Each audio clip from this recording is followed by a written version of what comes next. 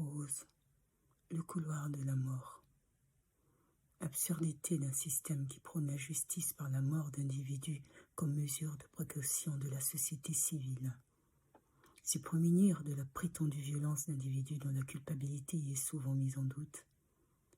Justice arbitraire, justice à deux vitesses, justice partisane, condamnés avant même d'avoir été jugés, condamnés dès leur naissance désignés comme parias, les désocialisés pointés en exemple comme les associables que le destin a punis, pour maîtriser la conduite des hommes.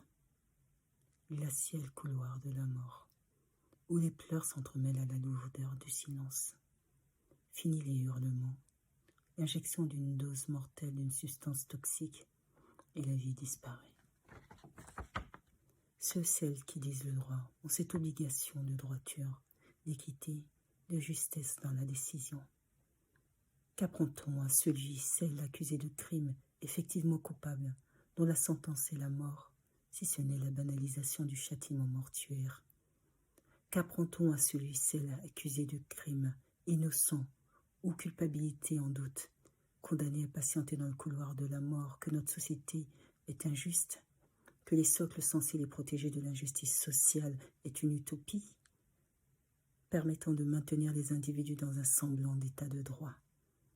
Aucun individu ne doit être condamné à attendre le souffle coupé, une grâce qui ne vient pas. Aucun individu ne devrait vivre la marche dans le couloir de la mort, à verser leurs dernières urines sur une table de la mort, pendus, voire fusillés dans des pays archaïques. Abolissez la peine de mort. Isaalat, Youkuba, Ali Dani. Le 22 décembre 2022, à Orléans, Akbali Aïmamou Philomène. Prose.